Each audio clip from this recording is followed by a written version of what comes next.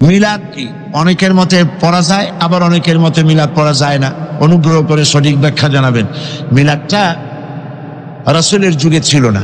মিলাদ মানে জন্ম, মৌলুদ থেকে মিলাদ। তখন এই মিলাদটা রাসূল করিম সাল্লাল্লাহু আলাইহি ওয়াসাল্লামের জন্ম বৃত্তান্ত। এই জন্ম বৃত্তান্তের যে সিস্টেম আমাদের দেশে উপমহাদেশে চালু হয়েছে, কতগুলো লোক এক জায়গায় বসে তারপরে সব দাঁড়াইয়া এনাবি সালাম আলাইকা কোরআন সুরে সমস্বরে একযোগে পড়ল। এইটা রাসূলের যুগে ছিল না, এটা সাহাবায়ে কেরামের যুগে ছিল না, এটা তাবিঈনদের যুগে ছিল না, এটা তাবিঈনদের যুগে ছিল না। এখন আপনারা মনে করেন যে কোন জিনিসে খুব সওয়াব আছে এমন কোন জিনিসকে রাসূলুল্লাহ আমাদেরকে জানান নাই, সাহাবায়ে কেরাম আমাদের জানান নাই। আপনারা কি এই ধরনের বিশ্বাস করবেন? এরকম বিশ্বাস করবেন? যাতে সওয়াব আছে রাসূলুল্লাহ সব আমাদের জানাইছেন, সাহাবায়ে কেরাম আমাদের সব জানাইছেন। তো মিলাদে যদি সওয়াব থাকবে তো রাসূলুল্লাহ বললেন না কেন? সাহাবীদের চাইতে আমরা কি বেশি রাসূলুল্লাহকে ভালোবাসতে পারবো? জবাব দেন, পারবো? তো যদি এইটা রাসূলুল্লাহর ভালোবাসার কারণে হয়, তাহলে সাহাবীরা কেন মিলাদ পড়েন নাই? তারা কেন ইয়া নবী সালাম আলাইকা, ইয়া রাসূল সালাম আলাইকা একযোগে দাঁড়ায় পড়ে নাই? এই কথা বলি বোঝেন আপনারা? রাসূলের যুগে নাই, সাহাবীদের যুগে নাই, তাবিঈনদের যুগে নাই, তাবিঈনদের যুগে নাই। রাসূলুল্লাহর ইন্তেকালের 600 বছর পর মিলাদ আবিষ্কার হয়েছে। এইরকম একটা সুস্পষ্ট বিদআত মুসলমানদের পালন করা উচিত নয়। একদিন একজন সাহাবী বলেছিলেন, ইয়া রাসূলুল্লাহ, জংলি উট দেখলাম আপনার পায়ের উপরে সিজদায় পড়ে গেল, আপনি যদি আমাদেরকে অনুমতি দিতেন না আপনাকে আমরা সিজদা করতাম। আল্লাহর নবী বললেন, মানুষকে সিজদা করা এ পারমিশন যদি আমি দিতাম, তাহলে দুনিয়ার সমস্ত স্ত্রীদেরকে বলতাম তারা যেন তাদের স্বামীকে সিজদা দেয়।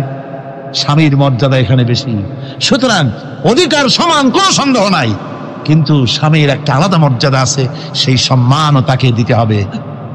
এরপরে এই সমান অধিকারের ভিত্তিতে স্বামী স্ত্রী চলতে থাকে, মাঝখানে আল্লাহ পাক তাদেরকে সন্তান দান করেন। আল্লাহ তাদেরকে, নারীকে লেখাপড়ার অধিকার দিয়েছেন, ইসলাম তাকে লেখাপড়ার অধিকার দিয়েছে, শিক্ষার অধিকার দিয়েছে। হযরত আয়েশা সিদ্দিকা রাদিয়াল্লাহু তাআলা আনহা শিক্ষয়িত্রী ছিলেন, হাফেজা ছিলেন, হাদিসের হাফেজা ছিলেন, কোরআনের হাফেজা ছিলেন, হাজার হাজার সাহাবায়ে কেরামদের তিনি ওস্তাদ ছিলেন। সুবহানাল্লাহ বলেন। নারীদের ব্যাপারে অধিকাংশ মাসালা হযরত আয়েশা সিদ্দিকা রাদিয়াল্লাহু তাআলা আনহার অবদান। সুবহানাল্লাহ। নারী যুদ্ধ করেছে, যুদ্ধের ময়দানে নারীর অধিকার আছে। নারী চাকরি করতে পারবে, নারী ব্যবসা করতে পারবে, নারী লেখাপড়া করতে পারবে, নারী সেনাবাহিনীতে যেতে পারবে, নারী সব করতে পারবে, কিন্তু পর্দার মাধ্যমে। একটা লোক গিয়ে কাঁদতেছিল মুসলমান হওয়ার পরও। হুজুর কয়, কান্দো কেন? কই যে আমার গুনাহ কি মাফ হয়েছে? হুজুর বলেন, হ্যাঁ মাফ হয়ে গেছে। কলেমা পড়ছো, মাফ হয়ে গেছে। কয় যে হুজুর আমি তো মারাত্মক গুনাহ করছি। বলে কি? বলে আমার একটা মেয়ে, সেই মেয়েটাকে নিয়ে আমি, ঘটনা লম্বা, আমি সংক্ষেপে বলতেছি, মেয়েটাকে ফাঁকি দিয়া তারা আমি মারবো, বুঝতে দেই নাই আমার বউরে। বললাম চলো বেড়াইতে যাই, মেয়েটা আমার সাথে সাজাই দিয়েছে, তার মা বেড়াতে নিয়ে যাবো এই কথা মনে করে। মেয়েটা কদ্দূর যায়, আবার আব্বা আব্বা বলে আমার দিকে ফিরে আসে, আবার পিছনে থাকে, আবার আব্বা আব্বা বলে জড়ায় ধরে। এইভাবে করতে করতে যখন নির্জন এলাকায় গেলাম, আমি পাহাড়ের পাশে গর্ত খোঁড়া আরম্ভ করলাম। গর্ত খুঁজি আর মাটি ছিটে এসে আমার দাড়িতে লাগে।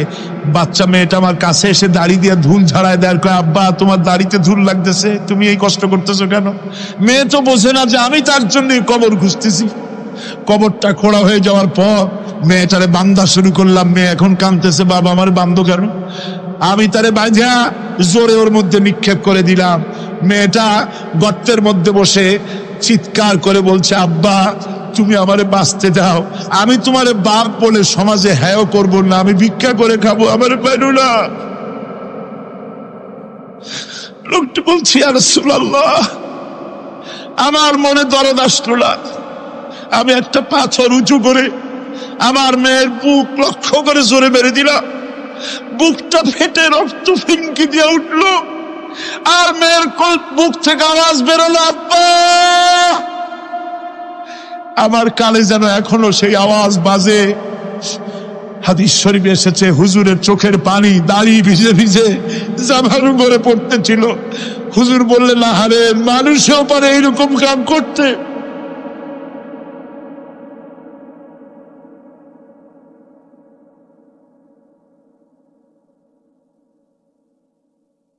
পৃথিবীতে নারীর যখন কোনো সম্মান ছিল না, মর্যাদা ছিল না, সেই সময় আমার রাসূল, আমার বিশ্বনবী নারীদেরকে সম্মানের হাত ধরে গর্তের ভিতর থেকে উঠাইয়া রানীর সিংহাসনে বসায় দিলেন। সুবহানাল্লাহ, মায়ের মর্যাদা দিয়ে দিলেন। সুবহানাল্লাহ, নারীরা আমাদের মায়ের জাত, নারীরা আমার কিয়ের জাত? মায়ের জাত। আমার মা বোনেরা, তোমাদের সম্মান কত তোমরা জানো না। আমরা পুরুষ, আমাদের পায়ের তলে জুতা, আর তোমরা আমাদের মায়ের জাত, তোমরা নারী, তোমাদের পায়ের তলে আল্লাহর জান্নাত, আল্লাহর ব্যস্ততা তোমাদের পায়ের তলে। এই সম্মান আল্লাহ তোমাদের দিয়েছে, নবী দিয়েছেন। সুবহানাল্লাহ কর। ভাইরা আমার, অধিকার ইসলাম দিয়েছে। বিবাহ যখন হয়, এই বিবাহের সময় এজেন্ট আনতে হয়। আর বিবাহ হচ্ছে বিবাহ বৈঠক, এজেন্ট আনার জন্য ওই যে কি জানি কয়, ম্যারেজ রেজিস্ট্রার বা মৌলবি সাহেব, কার অনুমতি আগে নেয়? বলেন কার অনুমতি? তাহলে অধিকার ইসলাম পুরুষে দিল না মেয়ে লোকে দিল? আজ মেয়ে লোকের কাছে যাও, মেয়েটাকে জিজ্ঞেস করো সেই বিবাহে রাজি আছে কিনা। সুবহানাল্লাহ পড়ে, এই বিবাহে রাজি আছে কিনা জিজ্ঞেস করো, তার অধিকারই বেশি। এরপরে এই বিবাহে করার ব্যাপারে কত বৈষম্য। আজ বিবাহ করতে গেলে যৌতুকের প্রথা এসেছে। রাসূলুল্লাহ যৌতুক দিয়েছিলেন, ওটা যৌতুক না, ওটা উপহার, ওটা হাদিয়া। রাসূলুল্লাহ তোহফা দিয়েছিলেন হুজুরের জামাই। সুবহানাল্লাহ, কি জামাই! এক জামাই তো জিন্নুর আইন, যাকে ফেরেশতারা পর্যন্ত লজ্জা করত যারে দেখে, হযরত উসমান রাদিয়াল্লাহু তাআলা আনহু। আরেকজন হযরত আলী কাররামাল্লাহু ওয়াজহাহু। হযরত আলী, যার সম্পর্কে রাসূল পাক সাল্লাল্লাহু আলাইহি ওয়াসাল্লাম যাকে কত সম্মান দিয়েছেন, কত মর্যাদা দিয়েছেন, এই হলো হযরত আলী হুজুরের জামাই। আনা মদিনাতুল ইলম ওয়া আলিউম বাবুহা, আমি হলাম জ্ঞানের রাজ্য, আর আলী হলো সেই রাজ্যে প্রবেশের দরজা। সুবহানাল্লাহ। ভাইরা, এই হলো জামাই। আর মেয়ে খাতুনে জান্নাত, বিনতে রাসূল, বেহেশতের সমস্ত রমণীদের সরদারিনী মা ফাতিমাতুজ জাহরা রাদিয়াল্লাহু তাআলা আনহা। কি উপহার দিলেন বিয়েতে রাসূল! এই মেয়ে আর এই জামাই। উপহার হলো খেজুরের ছোবড়ার একটা তোষক, পানি উঠাবার জন্য একটা মশক, আর আটা পেশা একটা জাতা। এই হলো নবীর মেয়ে আর জামাইয়ের জন্য উপহার। রাসূলের প্রতি কি ভালোবাসা দেখেছেন হযরত উম্মে হাবিবা রাদিয়াল্লাহু তাআলা আনহা, আমাদের মা আবু সুফিয়ান রাদিয়াল্লাহু তাআলা আনহু, তার মেয়ে। তার কাছে আবু সুফিয়ান তখনও কাফের, সেই কুফরি হালতে মেয়ের ঘরে গিয়েছেন। যাওয়ার পরে হযরত উম্মে হাবিবা বাপ যখন বসতে গিয়েছেন, তখন উম্মে হাবিবা বলছেন যে আব্বা একটু দাঁড়ান। এই অবস্থায় দাঁড়াতে বলে বিছানাটা উল্টায়া দিয়া তারপরে বললেন যে বসেন। বাপ মনে খুব দুঃখ পেলেন। আবু সুফিয়ান বললেন, মা উম্মে হাবিবা, আমি তোমার পিতা, ভালো একটা বিছানা থাকলে তাই বিছায় দেওয়া উচিত ছিল, আর তুমি বিছানাটা উঠাইয়া তারপরে আমার খালি জায়গায় বসতে বললা, আমি তোমার ব্যবহারে আহত হলাম। হযরত উম্মে হাবিবা বলেন, আব্বা জান, নিশ্চয়ই আপনি আমার আব্বা, শ্রদ্ধেয় পিতা, কোনো সন্দেহ এতে নাই, কিন্তু আপনি একজন কাফের। আল্লাহর রাসূল যে বিছানায় বসেন, সেই বিছানা আমি একটা কাফেরকে বসতে দিতে পারি না। সুবহানাল্লাহ। তিনজনের দোয়া কবুল হবে আল্লাহর দরবারে। তার মধ্যে একজন হলেন মাজলুম ব্যক্তি, যে ব্যক্তি অত্যাচারিত, যে ব্যক্তি মুসাফির, প্রবাসী, তার দোয়া কবুল হবে। আর মা বাপ যদি সন্তানের জন্য দোয়া করে, ওই দোয়া আল্লাহ রব্বুল আলামিনের দরবারে মঞ্জুর হয়ে যায়। আল্লাহ রব্বুল আলামিন মা বাপ সম্পর্কে বলেন, মা বাবের জন্য আমার কাছে দোয়া করবি বান্দারা, আমার কাছে দোয়া করবি। দোয়াটা আল্লাহ পাক শেখাচ্ছেন, রব্বিরহামহুমা কামা রাব্বায়ানি সাগীরা। পড়েন সবাই, রব্বিরহামহুমা কামা রাব্বায়ানি সগীরা। একটু জিকির করেন লা ইলাহা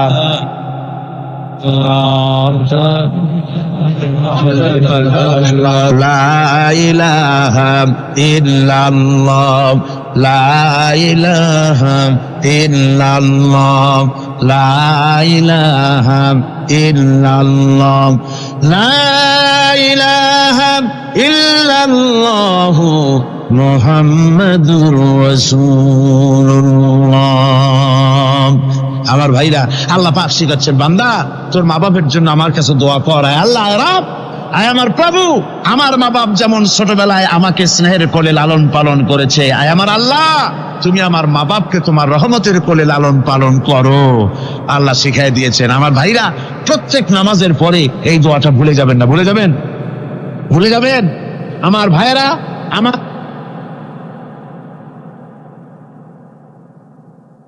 وَوَصَّيْنَا الْإِنسَانَ بِوَالِدَيْهِ إِحْسَانًا حَمَلَتْهُ أُمُّهُ كُرْهًا وَوَضَعَتْهُ كُرْهًا।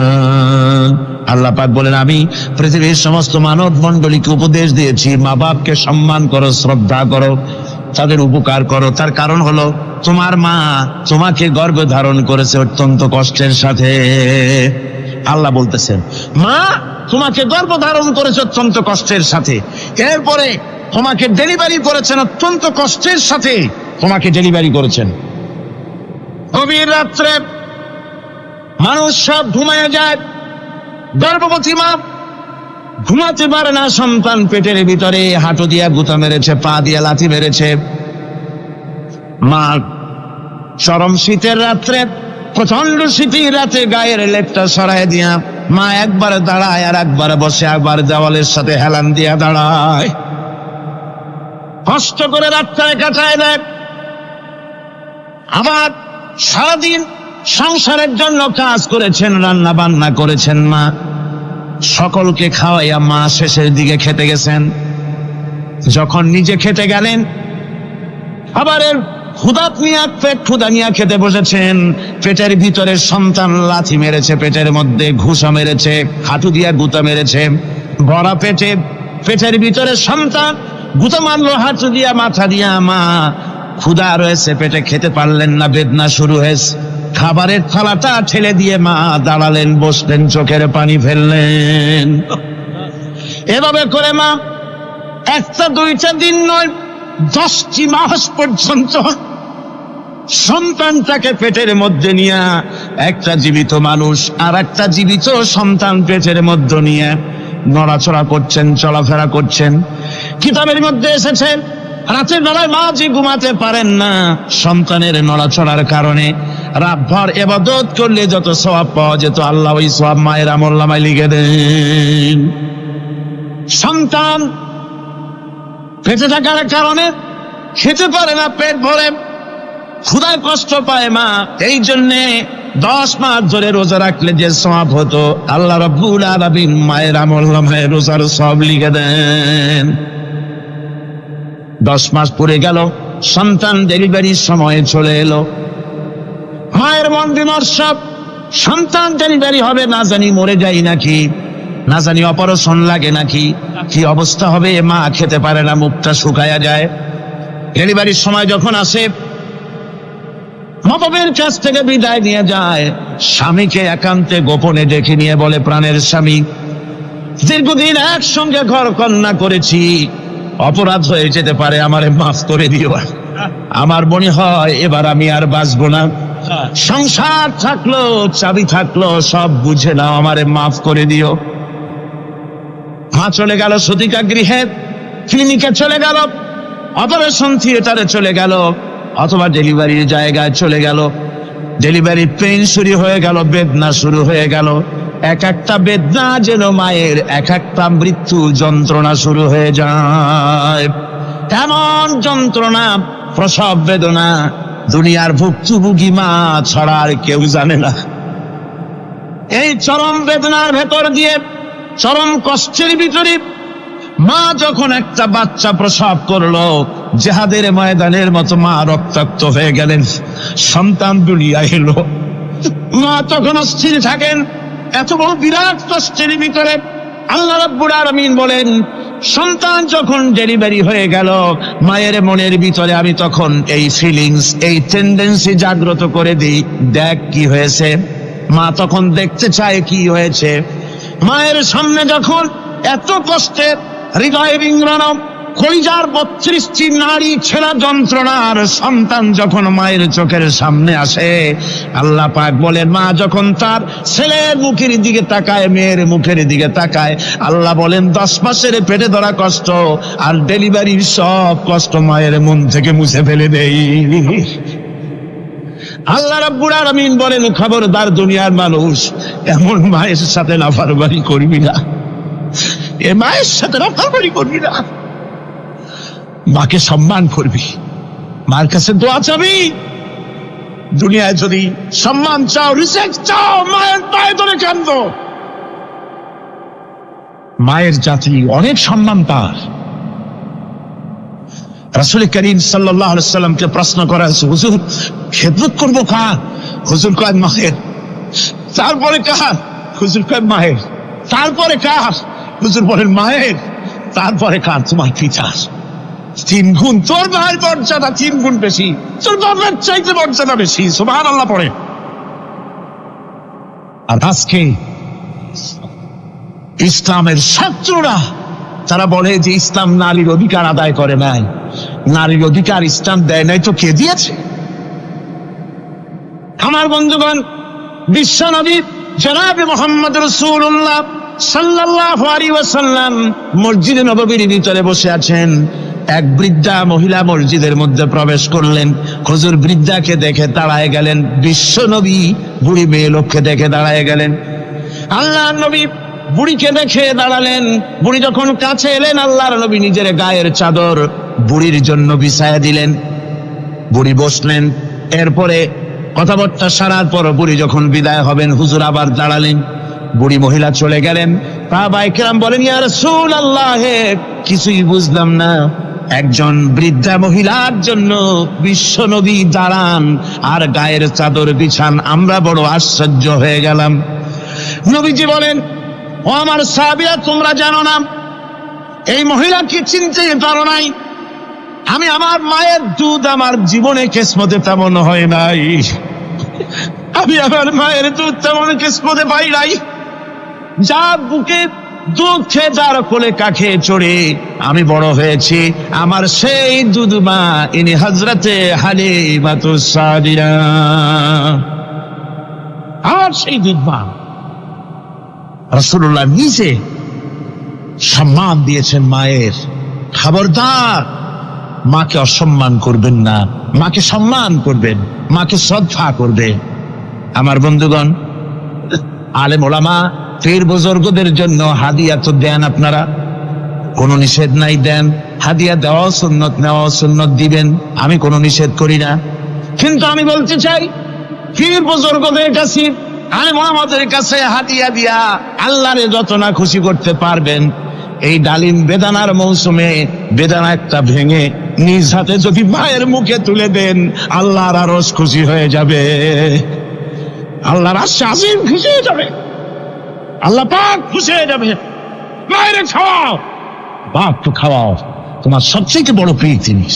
সুবহানাল্লাহ বলে, সুবহানাল্লাহ। মা বাপ যদি একটু দোয়া করে দেয়, তোমার জিন্দেগির কাম শেষ। একটু বদদোয়া করলে জাহান্নামে যাবা। কোন পীর সাহেব বদদোয়া করলে জাহান্নামে যাবে এমন কথা নয়। কোন মওলানা বদদোয়া করলে দোজখে যাবে এমন কথা নয়। রাসূল বলেছেন, হুমা জান্নাতুকা ওয়া নারুকা। মা বাপ তোমার বেহেশত, মা বাপ তোমার জাহান্নাম। মা বাপ যদি অসন্তুষ্ট হয়, দোজখে যাবি, আর মা বাপ যদি খুশি, আল্লাহর জান্নাতে চলে যাবি। সুবহানাল্লাহ, সুবহানাল্লাহ, সুবহানাল্লাহ। মায়ের পায়ের তলে তোর বেহেশত। আমরা পুরুষ, আমাদের গত বছরও বলেছি, আমরা পুরুষ, আমাদের পায়ের তলে জুতা। আমাদের পায়ের তলে কি? শুধু জুতা। আর আমার মা, আমার মায়ের জাতি যারা এই প্যান্ডেলে বসে আছেন, আমার মায়েরা, বোনেরা, মায়ের জাতি যারা পৃথিবীতে, মায়ের জাতি পায়ের তলে আল্লাহর বেহেশত। সুবহান। নারীর মর্যাদা ইসলাম দেয় নাই, কে দিয়েছে? আল্লাহ দিয়েছেন, আল্লাহর রাসূল দিয়েছেন। আর আমার মা, আমার মায়ের জাতি যারা এই প্যান্ডেলে বসে আছেন, আমার মায়েরা বোনেরা, মায়ের জাতি যারা পৃথিবীতে, মায়ের জাতি পায়ের তলে আল্লাহর বেহেশত। সুবহান। নারীর মর্যাদা ইসলাম দেয় নাই, কে দিয়েছে? আল্লাহ দিয়েছেন, আল্লাহর রাসূল দিয়েছেন। আমার বন্ধুগণ, হযরত বায়জিদ বুস্তামি, ছোট্ট বাচ্চা ছেলে, গভীর রাত্রে মা অসুস্থ, পানির পিপাসায় জেগে উঠেছেন। বাবারে পিপাসায় শেষ হয়ে গেলাম, পানি দাও। ছেলে ঘরের ভিতরে পানি না পেয়ে বাইরে দৌড়াদৌড়ি করলেন। অনেক দূর থেকে পানি নিয়ে এসে দেখেন মা ঘুমায় গেছেন। পানি নিয়ে দাঁড়ানো পৌষ মাস, মাঘ মাসের শীতের রাত, ফজরের সময় মায়ের ঘুম ভেঙে গেল। তাকিয়ে দেখেন বাইজিদ দাঁড়ানো, হাতে পানি থরথর করে কাঁপছে। জিজ্ঞাসা করে, বাইজিদ তুমি দাঁড়ানো কেন? ছোট্ট বাচ্চা বলে, মা পানি চেয়েছিলে তুমি গভীর রাত্রে, পানি ঘরে ছিল না, অনেক দূর থেকে আনতে হয়েছে। মা বলছে, ঘুমাও নাই কেন গ্লাস ছুঁয়া? বাচ্চা বলে, ঘুমাই নাই। তুমি যদি আবার পানি চাও, সময় মতো যদি দিতে না পারি, মা তোমার কষ্ট হবে। এই জন্য ফজর পর্যন্ত আমি দাঁড়ায় আছি, কখন তুমি পানি চাও। মা হাতের থেকে পানি নিয়ে পান করলেন। বাইজিদকে বিছানার উপরে আরাম করে কম্বল দিয়ে ঘুম পড়াইয়া দিলেন। হযরত বাইজিদের মা উযু করে ফজরের নামাজ পড়ে সিজদায় চলে গেলেন। চিৎকার মেরে কেঁদে বলেন, আমার রব, আমার আল্লাহ, আমি আমার বাইজিদের মা, আমি মা হয়ে বাইজিদের জন্য দোয়া করি। বাইজিদ আমার জন্য আজকে যা করেছে, আমি মা, আমার কলিজা ঠান্ডা হয়ে গেছে। হায় আল্লাহ, আমি বাইজিদের জন্য দোয়া করি, তুমি তাকে সুলতানুল আরিফিন বানাইয়া দিও। মঞ্জুর হয়ে গেল আল্লাহ পাকের কাছে দোয়া। আমার ভাইরা, আল্লাহ পাক বলছেন, খবরদার আমার ইবাদতের পরে মা বাপ, আল্লাহর ইবাদতের পরে কারা? মা বাপ। মা বাপকে সম্মান করো, শ্রদ্ধা করো, মোহাব্বত করো, কিসমত খুলে যাবে, কিসমত খুলে যাবে। মা বাপকে সম্মান করো। হযরত আবু হুরায়রা রাদিয়াল্লাহু তাআলা আনহু রাসূলের সামনে এসে কাঁদতেছে। হুজুর বলছেন, আবু হুরায়রা কাঁদো কেন? কাঁদো কেন? রাতের বেলা কাঁদো। হযরত আবু হুরায়রা বলছেন, হুজুর আমাকে মা মেরেছেন। হুজুর বলছেন, মা মারলো কেন? কোন অপরাধ করেছো? কোন গোস্তাখি করেছো? আবু হুরায়রা বলছেন, না হুজুর, কোন গোস্তাখি করি নাই, তবে মারলো কেন? হযরত আবু হুরায়রা বলছেন, হুজুর আমি আপনার দরবার থেকে ফিরতে রাত হয়ে গিয়েছিল। মা জিজ্ঞেস করলেন, আবু হুরায়রা এত রাত্রে কোথায় ছিলি? বললাম, আমি ছিলাম যে কদম চুমতে পারলে দুনিয়া ধন্য হয়, সেই দরবারে নববীর কদম মুবারক থেকে আসতে আমার দেরি হয়েছে।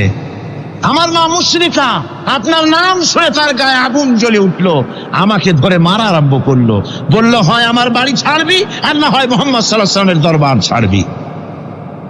আমি বললাম, আমার মা, তুমি বুড়ি মানুষ, তোমার গায়ে যত শক্তি আছে সমস্ত শক্তি দিয়ে আমারে পিটাও, আমারে মারো। মারতে মারতে আমাকে বাড়ি থেকে তুমি বের করে দাও। তোমার বাড়ি শুদ্ধ, তাম দুনিয়া ছেড়ে দিতে পারি, আল্লাহর নবীর কদম মোবারক ছেড়ে দিতে পারি না। হুজুর আমার মা আমাকে গলা ধাক্কা দিয়ে বের করে দিয়েছেন। হুজুর বলছেন, আবু হুরায়রা তোমার মা তোমাকে মেরেছে, তুমি আমার কাছে নালিশ করছো? আমার তো এখানে ইন্টারফেয়ার করার কিছুই নেই। সুবহানাল্লাহ, সুবহানাল্লাহ। মা তোমাকে মেরেছে, এখানে আমার করার কিচ্ছু নাই। বিশ্বনবী বলছেন, এত বড় পাওয়ারফুল নবী, লেজিসলেটিভ পাওয়ার, সারে আল্লাহ তাকে বানিয়েছেন শরীয়ত প্রণেতা। কোরআন শরীফ, কোরআন শরীফে শুধু হালাল ও হারামের,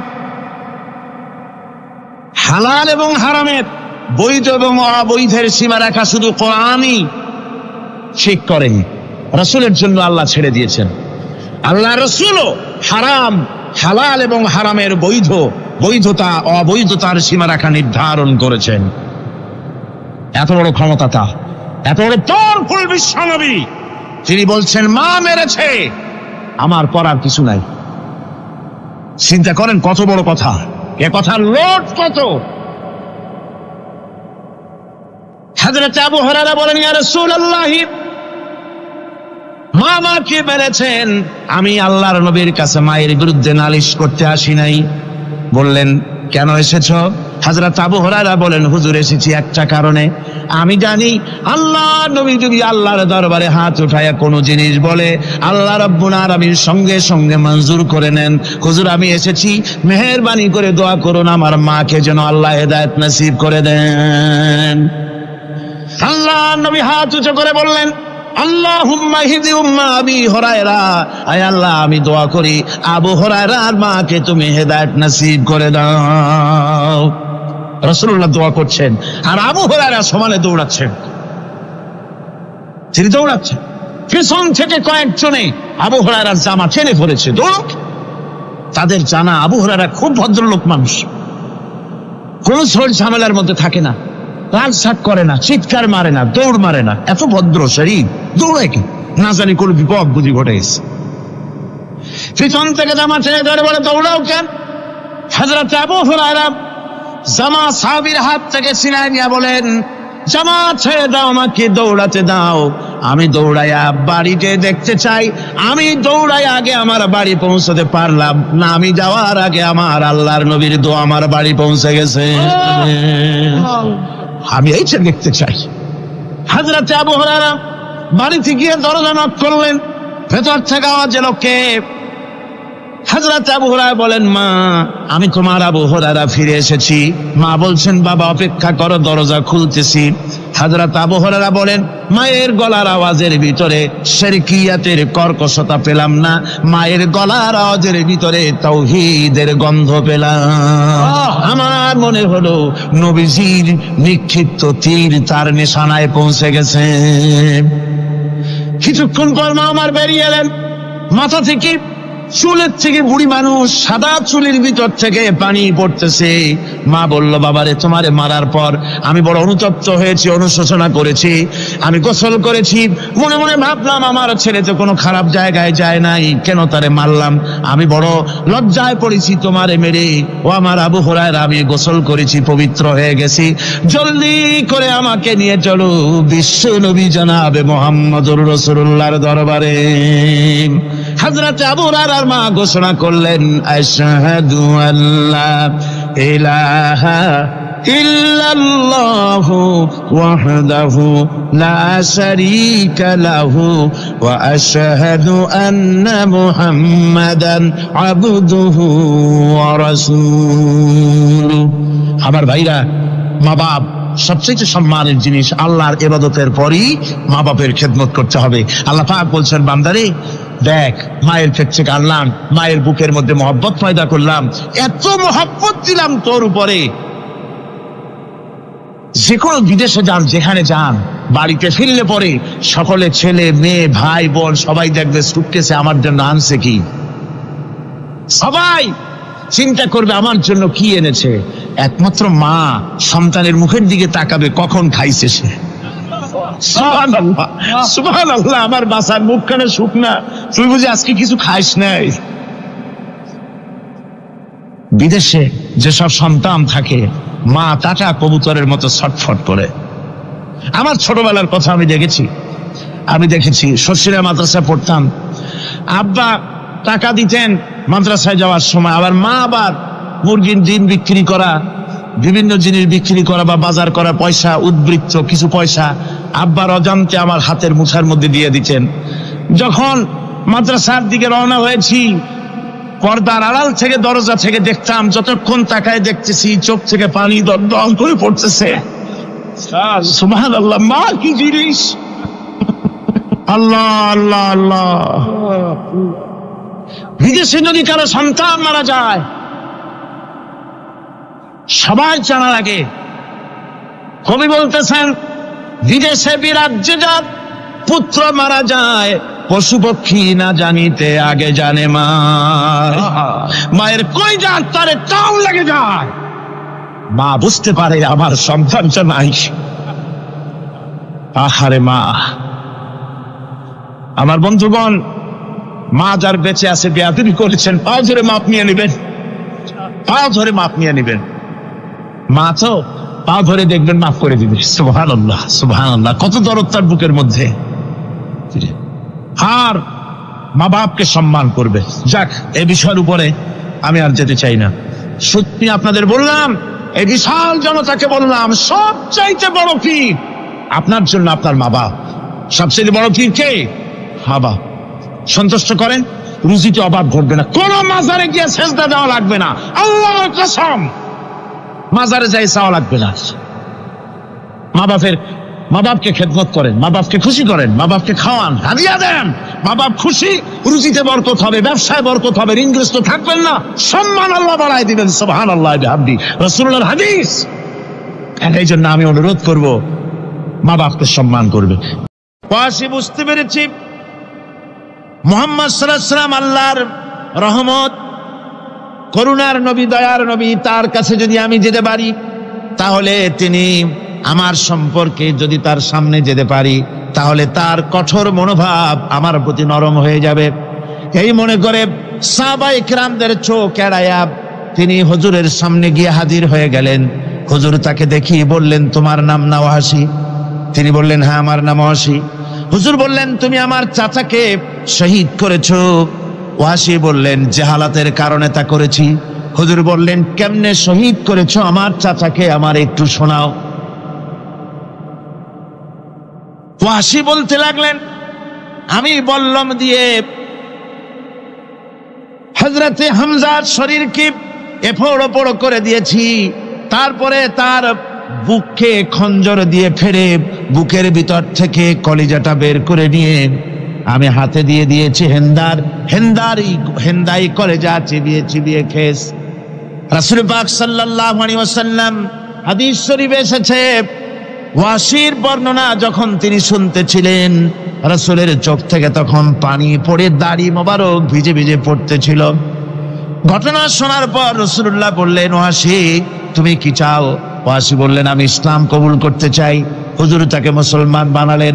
বললেন, তুমি মুসলমান হলে কিন্তু সব সময় তুমি আমার সামনে আসবে না, তার কারণ তোমাকে দেখলে পরে আমার মনের ভিতরে আমার চাচার কথা মনে উঠে যাবে। আমি আমার আব্বাকে পাই নাই, আব্বার স্নেহ যত্ন আমার কিসমতে তেমন হয় নাই। আমার চাচা হামজা আমাকে পিতার মতো করে আমাকে স্নেহ করেছে, তোমাকে দেখলে পরে তার কথা মনে পড়বে, সুতরাং তুমি সবসময় আমার সামনে আসবে না। ওয়াসি সেদিন শপথ নিয়েছিলেন, রব্বুল আলামিন, আমি জাহালাতের কারণে যেই বল্লম দিয়ে একজন শ্রেষ্ঠ সন্তানকে আমি শহীদ করে ফেলেছিলাম, আমি বুঝতে পারি নাই, ওই বল্লমটা আমি হেফাজতে রেখে দিয়েছি। তুমি আমার এই দোয়া মঞ্জুর করো, আমি যেন এই বল্লম দিয়ে এই পৃথিবীর নিকৃষ্ট ইসলামের কোন দুশ্মনকে যেন আমি শেষ করে দিতে পারি। আল্লাহ পাক দোয়া তার মঞ্জুর করে নিলেন। মুসাইলামা কাযযাবের বিরুদ্ধে হযরত আবু বকর সিদ্দিক রাদিয়াল্লাহু তাআলা আনহু যে বাহিনী পাঠালেন, হযরত ওয়াসি সেই বাহিনীর মধ্যে ছিলেন। আর তিনি সেই বল্লমটা দিয়ে, যে বল্লম দিয়ে তিনি হযরত হামজাকে শহীদ করেছিলেন, সেই বল্লমটা দিয়েই ইসলামের নিকৃষ্ট শত্রু মুসাইলামা কাযযাবকে দুনিয়া থেকে তিনি বিদায় করে দিলেন। রাসূলের যুগে একজন নবুয়তের দাবি করলো, তার নাম হচ্ছে মুসাইলামা কাযযাব।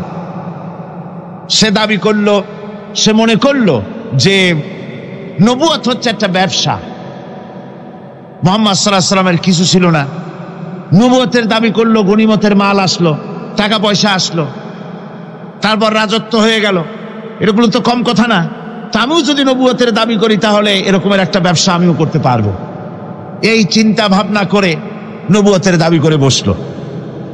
নবুয়তের দাবি করে সে প্রচার করে বেড়াতে লাগলো, আমি নবী। তারপর তার উম্মতেরা বলল যে, আচ্ছা আপনি তো নবী বুঝলাম, তা মুহাম্মদ সাল্লাল্লাহু আলাইহি ওয়াসাল্লামের উপরে ওহী নাজিল হয়, আপনি তো কোনো নতুন ওহী আমাদের দিতে পারলেন না, কোনো সূরাও এ পর্যন্ত আসলো না।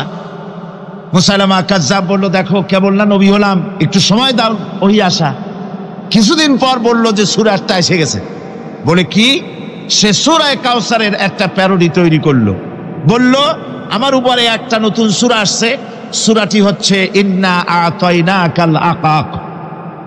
ফাসাল্লি লিরাব্বিকা ওয়াজাক ইন্না শানিয়াকা হুয়াল আবলাক। এর অর্থ হচ্ছে আমি তোমাকে আকাক পক্ষী দান করেছি। আর আকাক পক্ষী বলা হয় হুতুম পেঁচাকে। ও যে কায়দার নবী, পাখিটাও পাইছে সেই কায়দারই। তারপরে ফাসাল্লি লিরাব্বিকা ওয়াজাক, সুতরাং তোমার প্রভুর উদ্দেশ্যে নামাজ পড়ো আর জোরে সোরে চিৎকার করো। মনে রেখো, তোমার দুশ্মন হবে শ্বেত এবং কৃষ্ণ বর্ণে। এর না আছে কোনো গোড়া, না আছে এর মাথা, না আছে এর কোনো অর্থ, না আছে কিছু। এই জাতীয় সূরা দেখিয়া উম্মতেরা বলল, কি যে আশ্চর্য কথা, মুহাম্মদ সাল্লাল্লাহু আলাইহি ওয়াসাল্লামের উপরে যে সূরা নাজিল হয়েছে তা পড়তে কত সুন্দর, কত ভাব গম্ভীর। আরে কি একটা সূরা নাজিল হলো, তারা নিজেরা বলা তোয়া করলো। আর একবার ধরলো মুসাইলামাকে, তারা বলল মুহাম্মদ সাল্লাল্লাহু আলাইহি ওয়াসাল্লাম তাকে তার উম্মতেরা তাদের বাগানে নিয়ে যায়। নিলে পরে যে বাগান থেকে তিনি যান, গাছে খরমা না থাকলে খরমা হয়ে যায়। কোনো পানি শূন্য কুয়ার কাছ থেকে গেলে তার বরকতে কুয়ায় পানি চলে আসে। তো আপনি এরকমের কিছু আমাদের দেখান। বললো আমাকেও তোমরা এভাবে নিয়ে যাও। তখন তাকে নিয়ে যাওয়া হলো। দেখলো উম্মতেরা যে এমনই পোড়া কপালে এক নবী তাদের ভাগে পড়ছে, যে বাগান দিয়ে যায়, গাছে খরমা থাকলে খরমা পড়ে যায়, নষ্ট হয়ে যায়। আর কোনো পানিওয়ালা কুয়ার কাছ থেকে হাঁটলে সে কুয়া থেকে পানিও শেষ হয়ে যায়। এরপরে তার সাহস বাড়লো। মুসাইলামা কাজ্জাব রাসূল পাক সাল্লাল্লাহু আলাইহি ওয়াসাল্লামের কাছে এক চিঠি লিখলো। সে চিঠির ভাষা ছিল, মিন মুসাইলামাত রাসূলিল্লাহ ইলা মুহাম্মাদুর রাসূলুল্লাহ সালামুন আলাইকুম আম্মা বাদ ফাইন্নী আশরাকতু ফিল আমর ওয়া ইন্না লানা নিসফাল আরদ ওয়া লিকুরাইশিন নিসফাল আরদ ওয়ালাকিন্না কুরাইশান কওমান ইয়াতাদুন। সে চিঠি লিখলো যে মুসাইলামা আল্লাহ রসুলের পক্ষ থেকে নাউজুবিল্লাহ মুহাম্মদ সাল্লাল্লাহু আলাইহি সাল্লামের কাছে এই চিঠি পাঠানো হচ্ছে। ফাইন্নী কাদ আশরাকতু ফিল আমরি মাক, আমি হচ্ছি আপনার নবুয়তের একজন অংশীদার। এই হিসাবে পৃথিবীর অর্ধেক হচ্ছে আমার আর অর্ধেক হচ্ছে কোরাইশদের। কিন্তু কোরাইশরা বিষয়টা বুঝতে না পেরে আমার সাথে বাড়াবাড়ি করতেছে। হুজুর সাল্লাল্লাহু আলাইহি ওয়াসাল্লাম এই চিঠির জবাব দিলেন।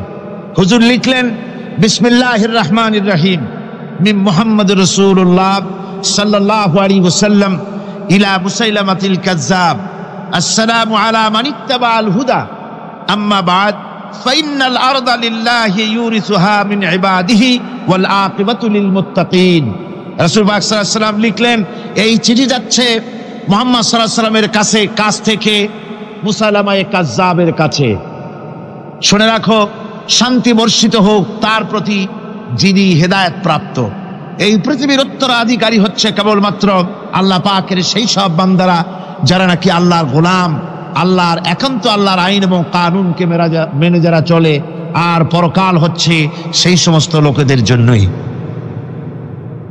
মুসাইলামা কাজ্জাবের মুয়াজ্জিন যারা, তারাও জানতো, তারাও জানতো যে লোকটা মিথ্যেবাদী। তো কিছু মাল পানি পাওয়া যায়, টাকা পয়সা পাওয়া যায়, সাথে থাকলে কিছু খাওয়াটাও যায়, এই জন্য তার সাথে থাকতো। রাসূলুল্লাহর মুয়াজ্জিন আযান দিতেন, আশহাদু আন্না মুহাম্মাদার রাসূলুল্লাহ,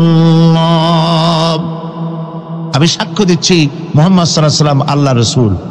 আর মুসাইলামার মুয়াজ্জিন যে ছিল, সে আযান দিত, আশহাদু আন্না মুসাইলামাতা ইয়াজামু আন্নাহু রাসূলুল্লাহ। ও বলতো, আযান দিত এই কথা বলে যে আমি সাক্ষ্য দিচ্ছি মুসাইলামা মনে করে যে সে আল্লাহর রাসূল।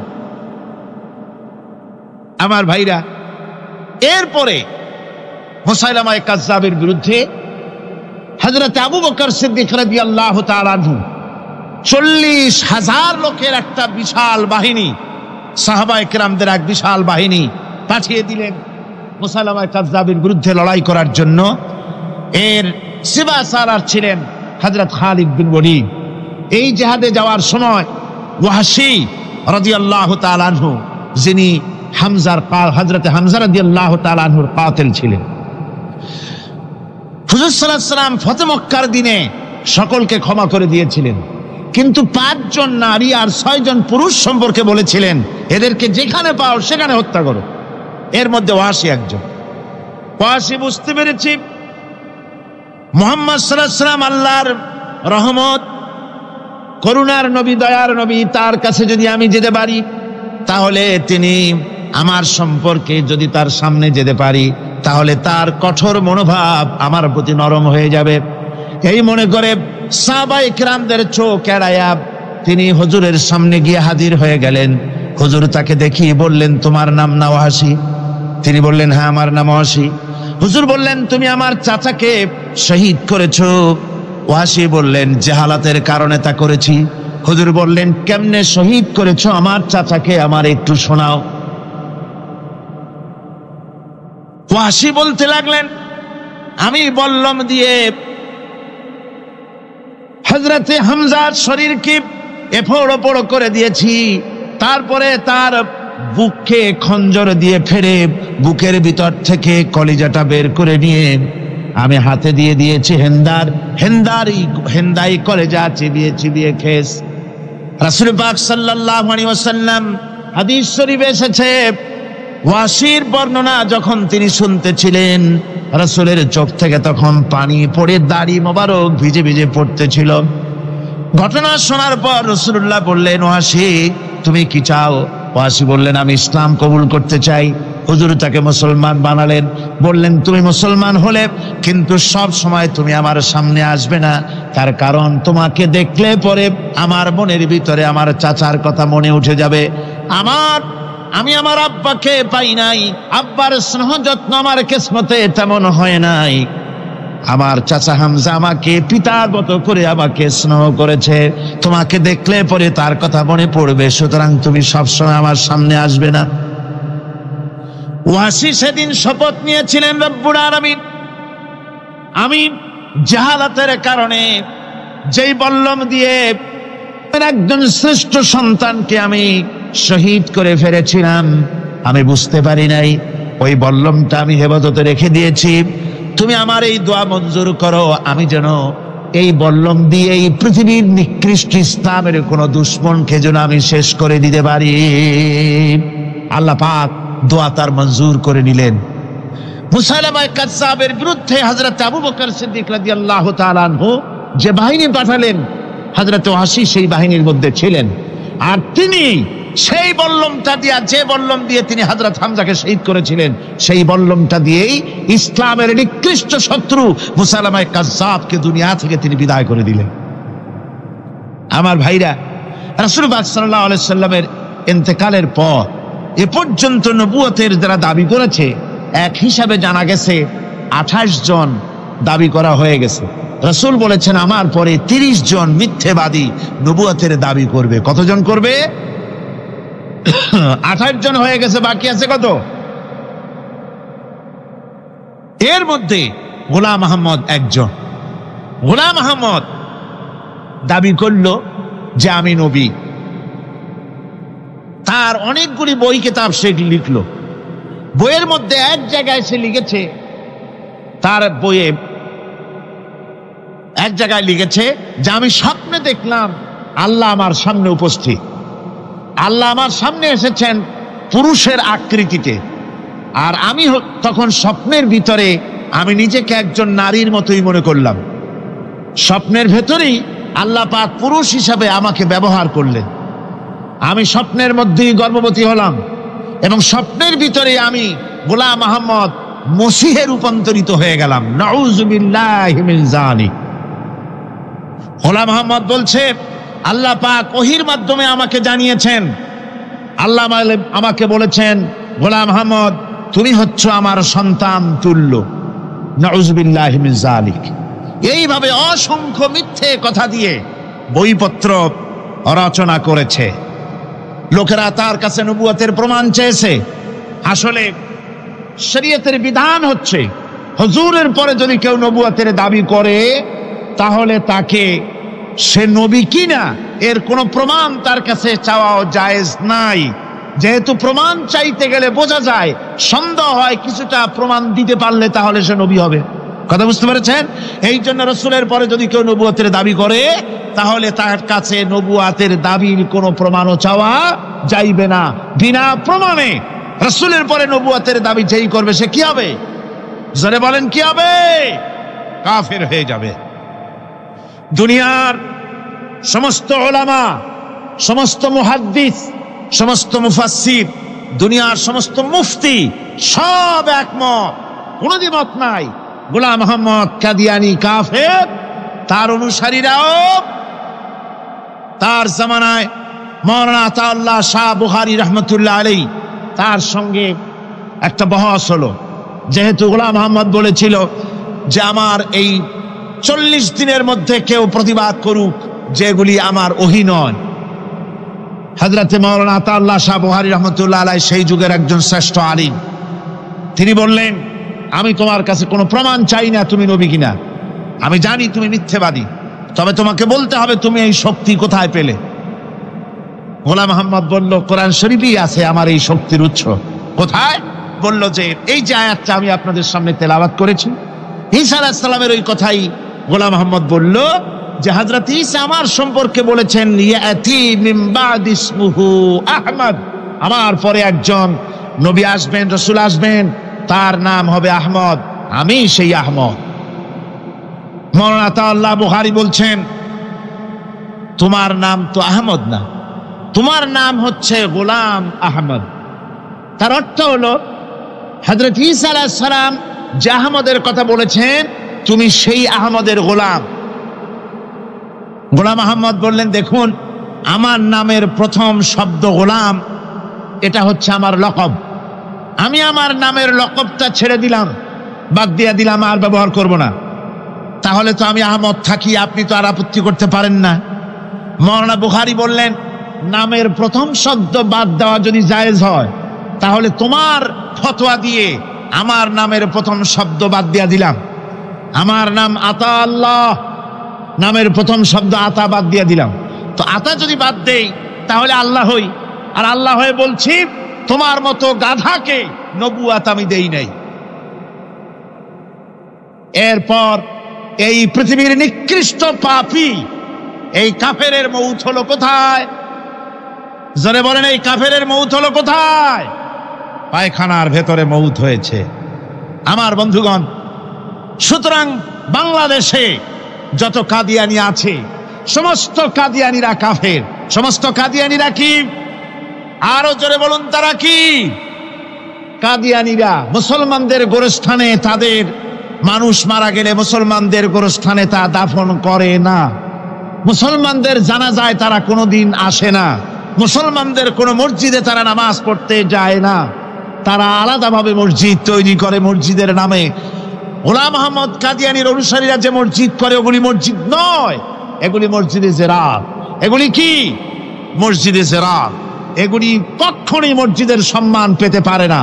তারা কোরআনে কারীমের ব্যাখ্যা নিজেরা করেছে, নিজেরা তৈরি করেছে, যার সাথে আহলে সুন্নাতুল জামাতের হাদিসের কোনো মিল নাই, নিজেরাই করেছে। সুতরাং এই কাদিয়ানীদেরকে সৌদি আরবিয়া সহ মধ্যপ্রাচ্যের 18টি দেশ এবং পাকিস্তান সরকারও নন মুসলিম মাইনরিটি হিসাবে ঘোষণা করেছে। বাংলাদেশ সরকারের কাছে কাদিয়ানীদেরকে অমুসলিম ঘোষণার জন্য দাবি জানানো হচ্ছে দীর্ঘদিন থেকে, কিন্তু যে সরকারি আসে কর্ণপাত করে না, কাদিয়ানীদের সাথে তাল মিলিয়ে চলতে চেষ্টা করে। আর এই তাল মিলিয়ে চলার অর্থই হলো মুনাফিকি। এই তাল মিলিয়ে চলার অর্থ কি? মুনাফিকি। বাংলাদেশের সব আলেম, সব উলামা ঐক্যবদ্ধভাবে দাবি করেছে কাদিয়ানীদেরকে অমুসলিম ঘোষণা করার জন্য, কিন্তু আজ পর্যন্ত তা করা হয়নি। আজকের মাহফিল থেকেও এই বিশাল জনসমুদ্র আমরা কোরআনে কারীমের তাফসীরের মাহফিল থেকে দাবি জানাই সরকারের কাছে কাদিয়ানীদেরকে অমুসলিম সংখ্যালঘু হিসাবে ঘোষণা করা হোক। এ প্রস্তাবে দাবি কি আপনাদেরও? হাত উঁচু করে দেখান। ربنا ظلمنا أنفسنا وإن لم تغفر لنا وترحمنا لنكونن من الخاسرين ربنا لا تزغ قلوبنا بعد إذ هديتنا وهب لنا من لدنك رحمة إنك أنت الوهاب। আয় আল্লাহ তাআলা হাজার হাজার মুসলমান নরনারী ঠান্ডাকে উপেক্ষা করে তোমার দ্বীনের কথা শোনার জন্য, কোরআনে কারীমের কথা শোনার জন্য এই মাঠে এসে হাজির হয়েছে।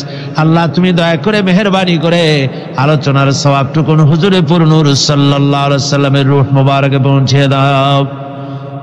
রব্বুল আলামিন, আমাদের মধ্য থেকে যাদের মা বাপ দুনিয়া থেকে জনমের মতো বিদায় হয়ে গেছে, আল্লাহ কবরে যদি আযাব থাকে দয়া করে আযাব মাফ করে দাও। আল্লাহ আমাদের মা বাপের উপরে তোমার রহমত নাজিল করো। রব্বিরহামহুমা কামা রব্বায়ানি সগীরা, রব্বিরহামহুমা কামা রব্বায়ানি সগীরা। হে আল্লাহ রব্বুল আলামিন, এই মাহফিলে যত লোক আছি আমরা, কার কোন ব্যাধি আছে, রোগ আছে, আমরা তুমি ভালো করে জানো। আমাদের প্রত্যেকের ব্যাধিকে তুমি শিফায়ে আজলা দান করে দাও। اللهم حبب إلينا الإيمان وزينه في قلوبنا وكره إلينا الكفر والفسوق والعصيان واجعلنا من الراشدين. ربنا تقبل منا إنك أنت السميع العليم وتب علينا إنك أنت التواب الرحيم. سبحان ربك رب العزة عما يصفون وسلام على المرسلين الحمد لله رب العالمين. واجعل آخر كلمتنا عند الموت لا إله إلا الله محمد رسول الله.